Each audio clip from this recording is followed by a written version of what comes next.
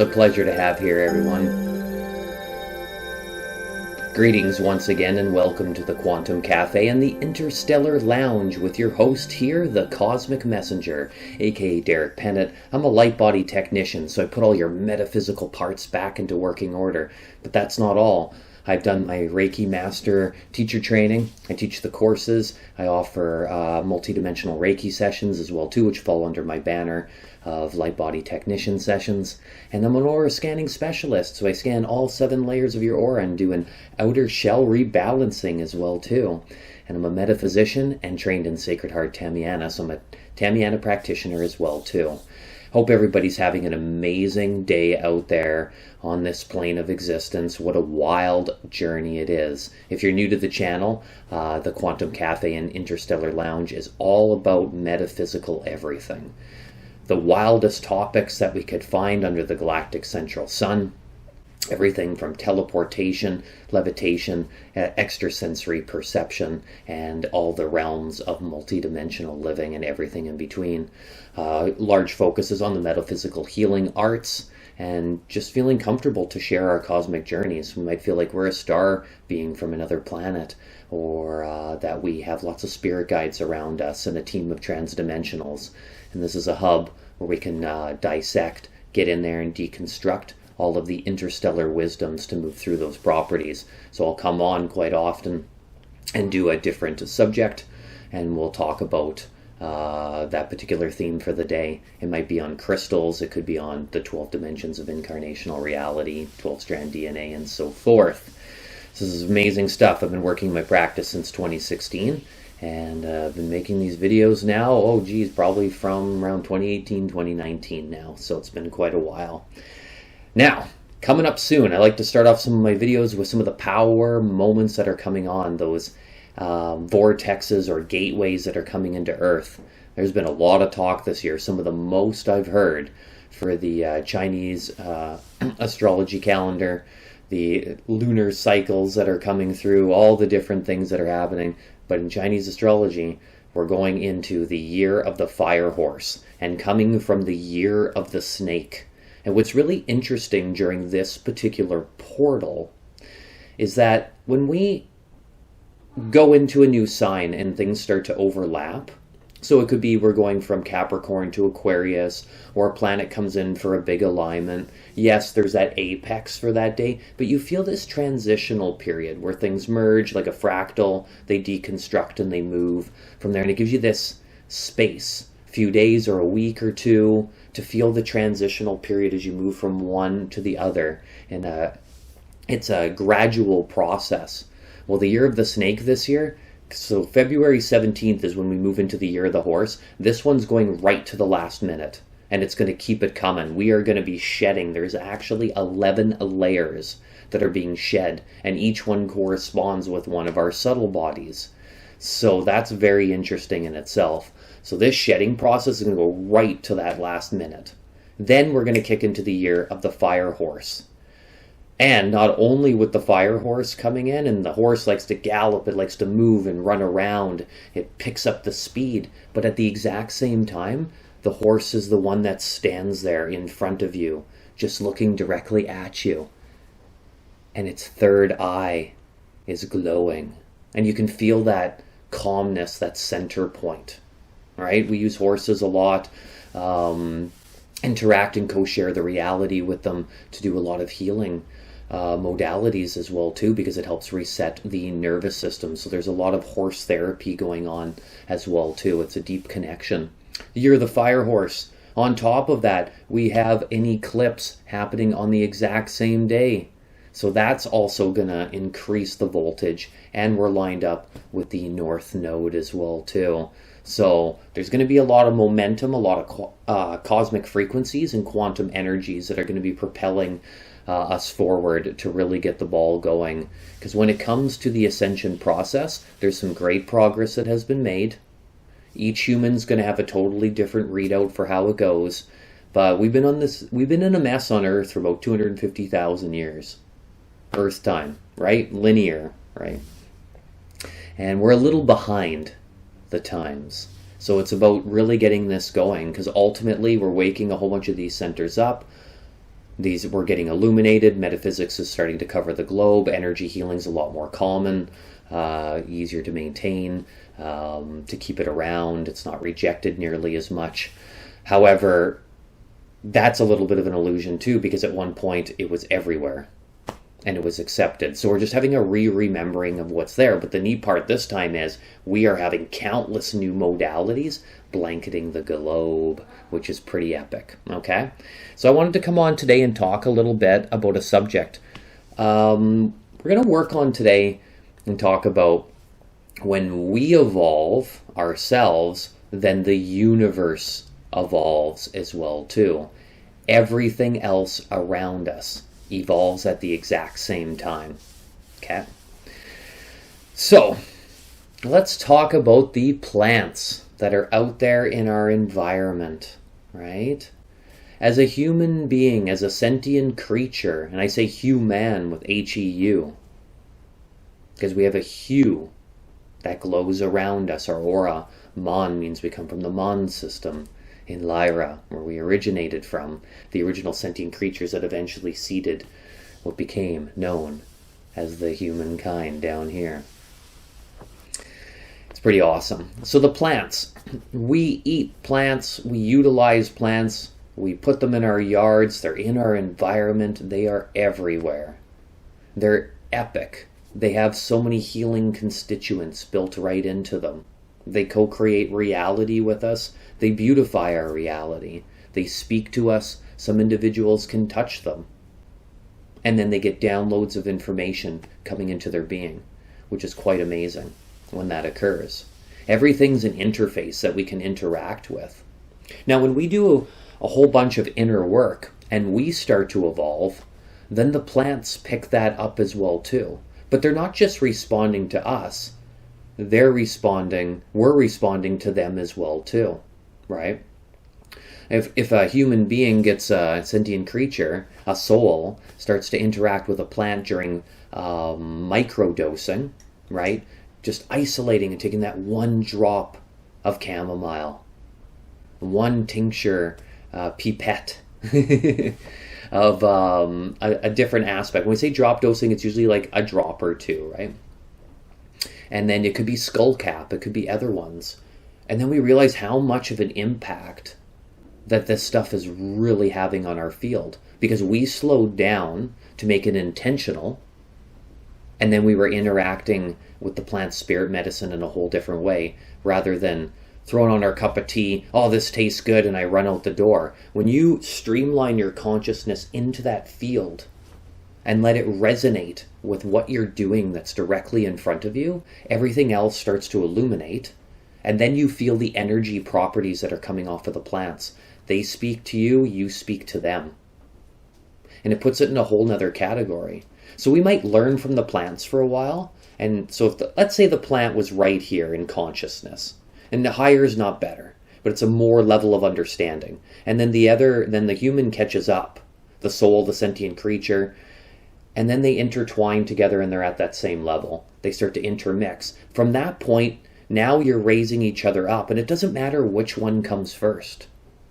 The plants that we're working with, they are sentient. They can speak to each other, right? If we were to draw graphics and animations showing how the plants would interact via all of the light workers that can pick up different color signatures off of the plants, see how they move and animate. You know, the plant knows to go directly to the sun, right? How many humans know to go directly indoors when the sun comes? Of course, there's exceptions to every rule. There's sensitivity on the skin, different factors. But we're talking in a more like collective sense.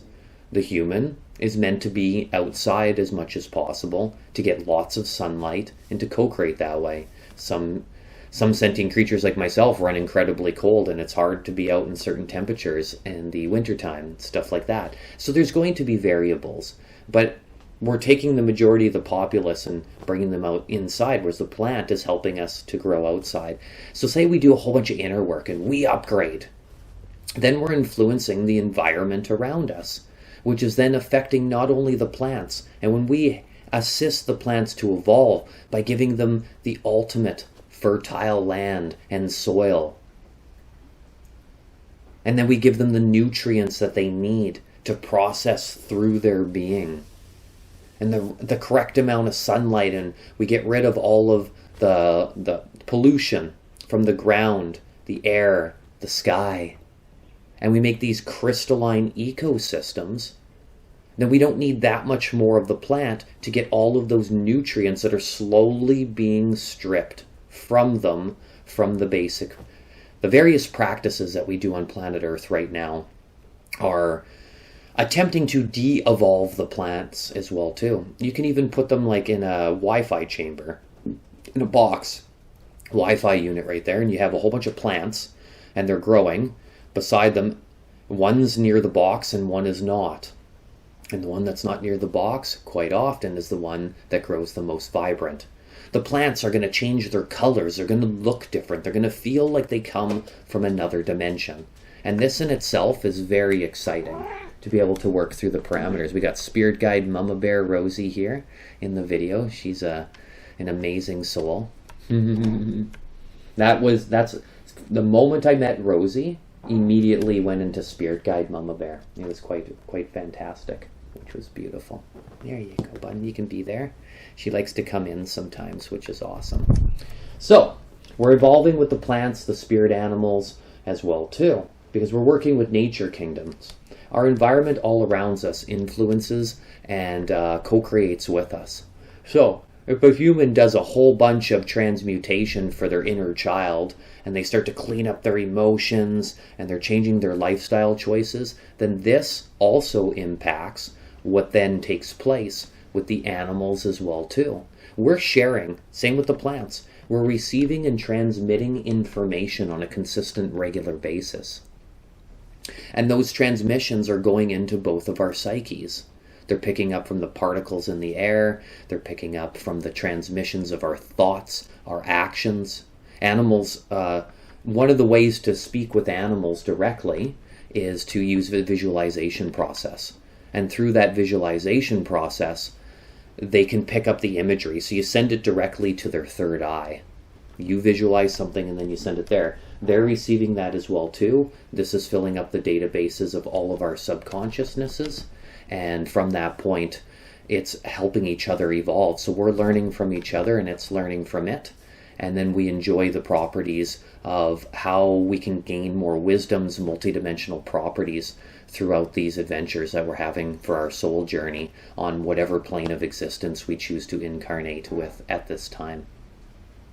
So the animals are evolving with us too. And we're talking intelligence of whole nother levels. There's dolphins out there in the universe that can bipedal and walk directly on their feet. Dolphins also encode frequencies with the whales and the orcas all over the planet to then encode these frequencies directly into the ocean and the energetics and the ley lines of Earth, right? And then we build different relationships with these plants and animals. They're more comfortable to be around us. The aggression goes down when it comes to, like, yes, there might still be aspects of, like the circle of life, and then different animals doing their hunting, food capabilities that way too. But things are going to look radically different and shift on a regular, consistent basis. So it's pretty amazing there too as well, which is super fantastic. So as we're evolving with that, we're learning and we're growing together. It's amazing. And so we're going to gain wisdoms from them. Even when we look into their eyes and the glow of the energy that they share, then that's helping raise the vibration of the planet, which raises the quality of the nutrients and everything that we are working together with as well too. And the healing properties, right? Spirit Guide Mama Bear Rosie comes over when I'm having an emotional day. Or perhaps they can tell that, like, maybe I injured myself, something like that on the physical plane, right? I'm just going to make up something. Let's say I banged my wrist and I have a giant bruise. She'll come and lay down right beside me, and the purrs that she shares are healing for the bones, right? Keeps that vitality going. And that vitality is important. Now, if we do a bunch of inner work, start to change our behaviors, patterns, and routines, this will then create an even stronger container more powerful container for the purring that she's doing to then emit those frequencies further with higher voltage. And that could go for any other animal out in the galactic central sun. It's quite incredible to watch that go down. And then in our homes, if we have EMF protectors, we're using more natural lighting. We have like, less synthetic fibers and chemicals. This also creates that vitality for the animal kingdoms as well too, because we are co-sharing the homes with them. And that helps it evolve as well too, right? And then also our eagle eye of looking down at the animals and seeing how they interact and how that co-creates with the plants. We have so much to learn, right? We are honestly at Metaphysics 101, and yet we have some amazing wisdoms on this planet, but we are just getting started as well too. Now, when we heal our inner realm, then that assists the collective to upgrade as well too. There's lots of humans right now throwing glitches into the matrix and putting these energetic photonic viruses into the mix to help those systems naturally dissolve in these smooth and organic ways. There's other ones who are turning on these sacred sites throughout the planet and going there, and just by being in presence with them and making contact with them, right? Sometimes directly, in certain cases, maybe their hands are on the land, or they're putting them out and encapsulating the energy, beaming it through. And that is also helping the collective evolve as well too, because every single thing that we work on and that we shift, I moved from junk food to organic. And I wish we didn't even have to call it organic in the first place. How about left alone food that was always majestic in the first place? We have a bunch of fear and personal power stuff that we're working on. We're giving our authority a way to work. We're scared every time our boss comes in and talks to us. Or there's a new vocation that we want to step into, and we haven't quite made that leap. That's going to assist the collective as well too, to work through those aspects. You might have something in the bloodlines where there is some trauma going on. Each one is then going to initiate another linkage point that's going to change something in the collective. And because we have an oversoul with 144 parts that incarnate at the exact same time, those are all pieces of you, right? And they have bodies, sentient creatures moving through different planes of existences, some on Earth and different timelines. Those groupings then affect the larger group sense. And through that process, things come online in these majestic ways. It's quite fantastic. And that influences the collective when we do a global meditation, right? Or we have a high vibrational quantum sound bath. Different events. I do lots of them at the Star Temple.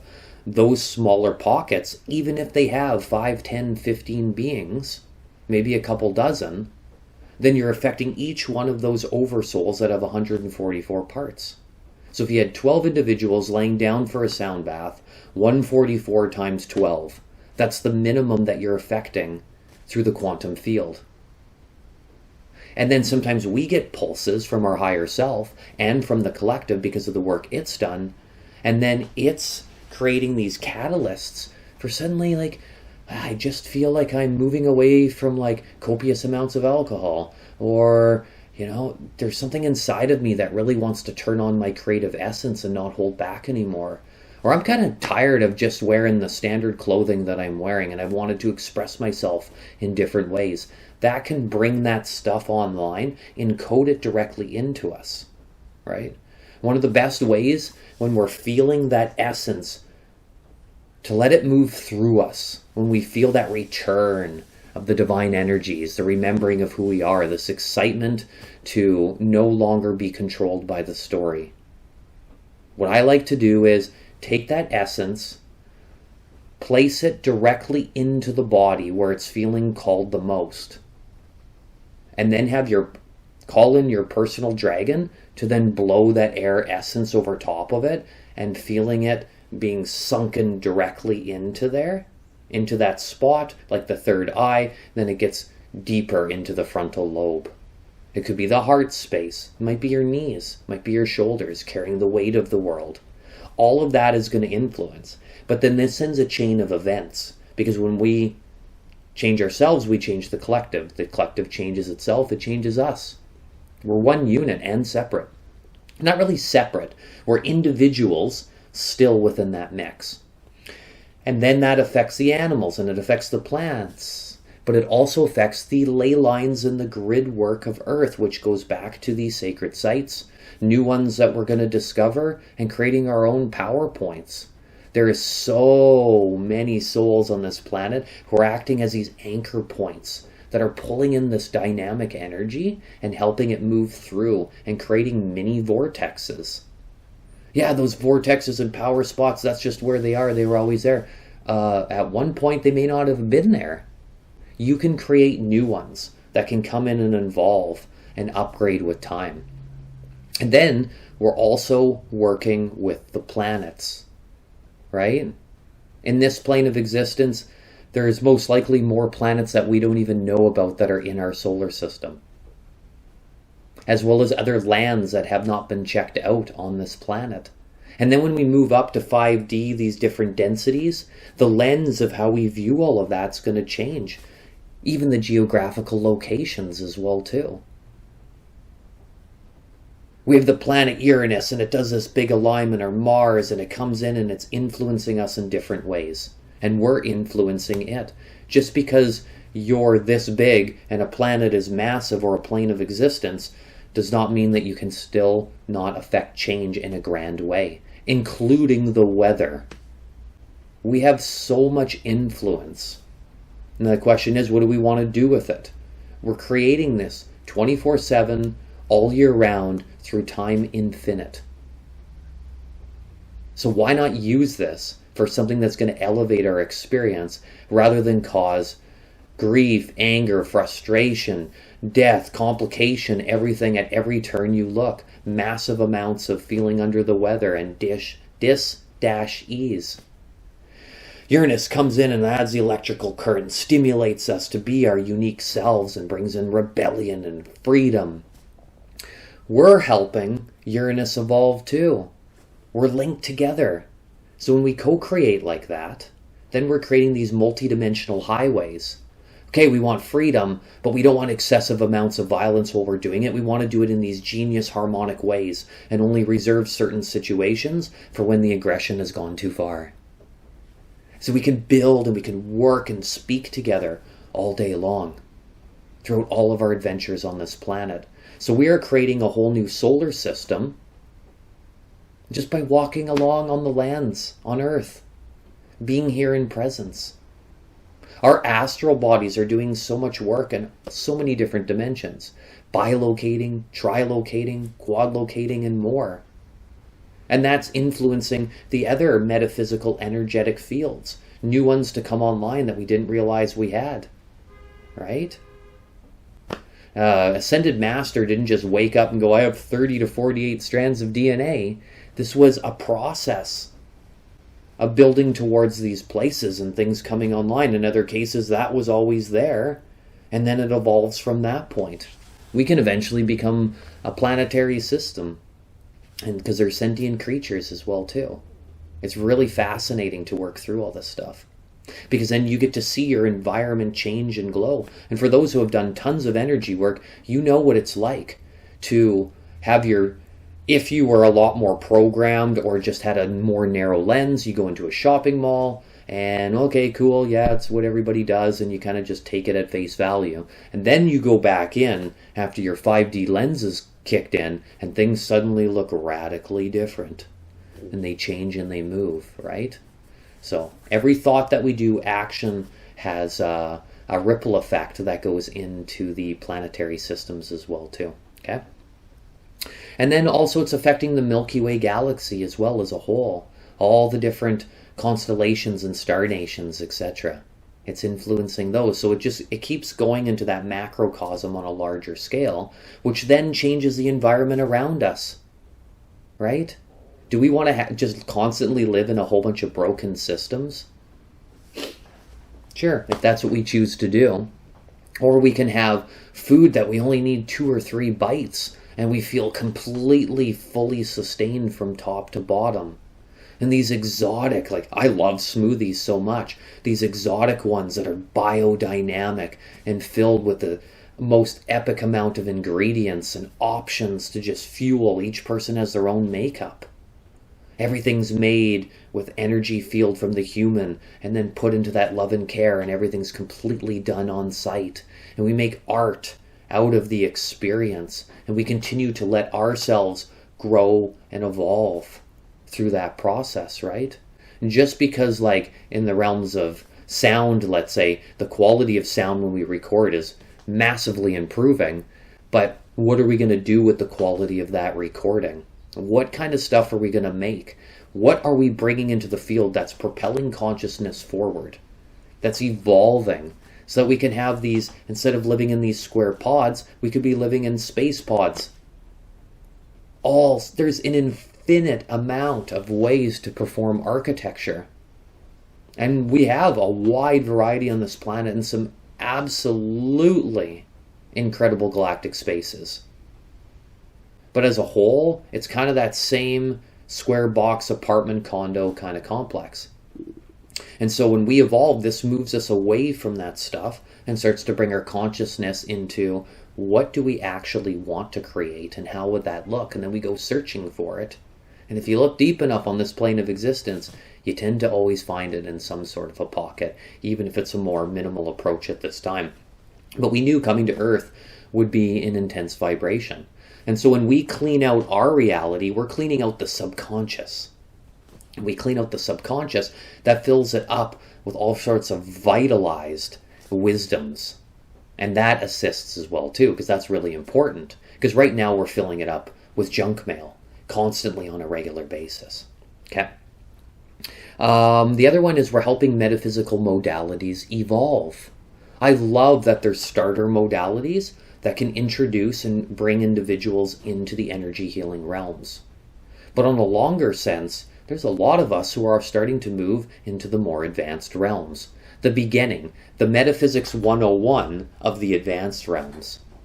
And when we start to merge all these technologies together, that is giving others insights and inspirations to have their downloads to then filter through their being, through their crown chakra and beyond in the galactic cord. And then they start creating these new metaphysical modalities that evolve with time. Right? We can write a chakra book in 1970, and the same chakra book, we're using linear time as the reference because it's quantum, but in 2026, there's so much more information that's been extracted, we could add that to the book and update things. The Matrix likes to update things by deleting, messing with it, and distorting it. But the other side of evolution is that we can add to it, grow with it, expand upon it. This idea that, like, I own this material and it is mine. We do have our own creations, but we're eventually going to exit the body. And at some point we need to release it to the collective so that it can be used in the most majestic ways. And that doesn't always happen on that timeline because it's interesting like that. But if we have all the abundance around us and everything we've ever needed, and we've been through the part where it's like Leo the lion and the archetype. Yes, you deserve that attention. Let the spotlight shine on you. And you've enjoyed that for, and say we're living much longer because we've shifted our environment and we're evolving. And we're living to be 300-400 years. After 200 years, is it okay to kind of let those creations just be part of the public sphere? And just move through those equations, because all of this in the end is all intertwined. Somebody made the table that's in front of me. The location that I'm in. I may have made the painting in the background. Who did the blanket? Rosie created her own soul and that incarnated into the body and picked the host parents. It's all intermeshed on some level, but we do want to honor the creations that the other human has put together. There's no doubt about that. But at the end, it's one environmental structure that works itself together in majestic ways. But we want to honor the work and the skill set that somebody has brought into that fold to bring it there.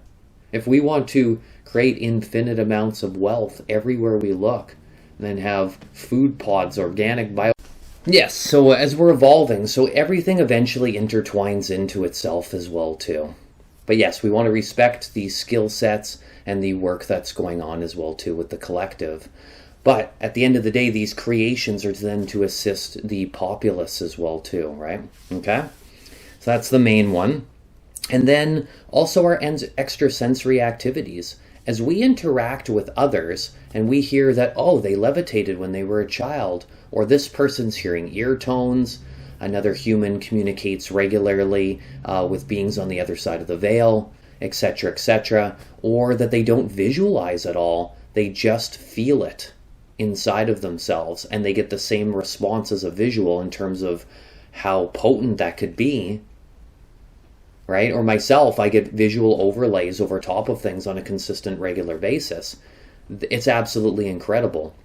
And so when we meet others, that could be that catalyst, that trigger point that lifts up the spirit and goes, whoa, there is more here that I didn't quite realize, which is super fascinating.